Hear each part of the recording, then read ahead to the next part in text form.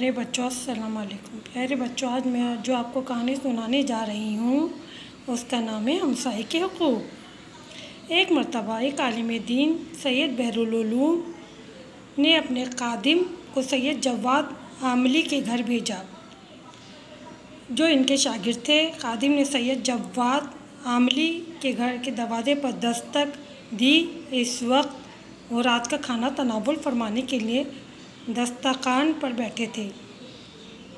فوراً باہر نکلے خادم نے بتایا کہ آپ کے استاد سید مہدی بحرالعلوم دسترخوان پر بیٹھے ہیں لیکن کھانا نہیں کھاتے۔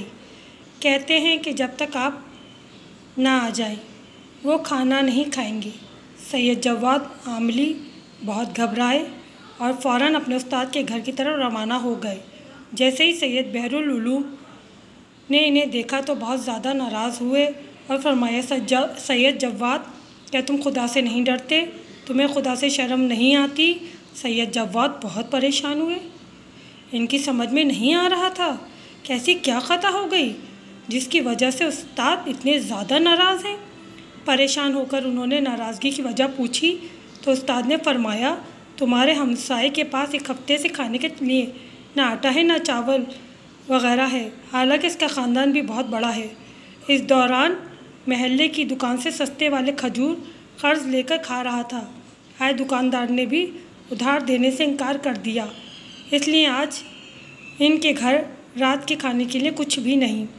سید جواد نے کہا، خدا کی قسم مجھے اس بارے میں کچھ معلوم نہیں، اگر مجھے معلوم ہوتا تو میں ضرور خیال رکھتا۔ استاد نے کہا، میں اس لیے ناراض ہو رہا ہوں کہ تم اپنے ہمسائے سے ایسے کیسے غافل ہو سکتے ہو؟ وہ ایک ہفتے تک اس طرح پریشان رہے اور تمہیں معلوم بھی نہ ہو۔ اگر تمہیں معلوم ہوتا اور پھر بھی تم ان کی مدد کے لیے کچھ نہ کرتے تو تم مسلمان ہی نہیں رہتے۔ سید جواد یہ سن کر بہت پریشان ہوئے اور غمگین بھی ہوئے اور کہنے لگے، اب آپ بتائیے میں کیا کروں؟ استاد نے فرمایا، میرا خادم کھانا لے کر اس کے گھر تک تمہارے ساتھ جائے گا، تمہیں پہنچا کر واپس آ جائے گا اور تم ہمسائے کے دروازے پر دستک دے کر کہنا کہ آج کا کھانا وہ تمہارے ساتھ کھائے۔ پھر سید مہدی بحرالعلوم نے انہیں کچھ پیسے بھی دیے اور فرمایا، یہ پیسے اپنے غریب ہمسائے کے گھر میں رکھ دینا اور ایک ہفتے تک ان کا خیال رکھنا، پھر ان سے معذرت طلب کرنا اور میں یہاں بیٹھا ہوا ہوں، جب تک تم واپس نہیں آؤ گے میں کھانا نہیں کھاؤں گا۔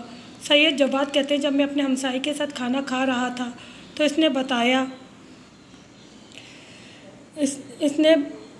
یہاں بیٹھا ہوا ہوں، جب ہمسائے کے ساتھ کھانا کھا رہا تھا تو اس نے بتایا کہ میں ابھی میں نے اپنی پریشانی کسی کو بھی نہیں بتائی تھی۔ سید بحرالعلوم کو کیسے معلوم ہوا؟ اور اس واقعے سے معلوم ہوتا ہے کہ اسلام کا علم رکھنے والے علماء اپنے شاگردوں کے ہمسایوں کا بھی خیال رکھتے ہیں، کیونکہ وہ جانتے ہیں کہ اسلام نے ہمسائے کے بہت زیادہ حقوق بیان کیے ہیں۔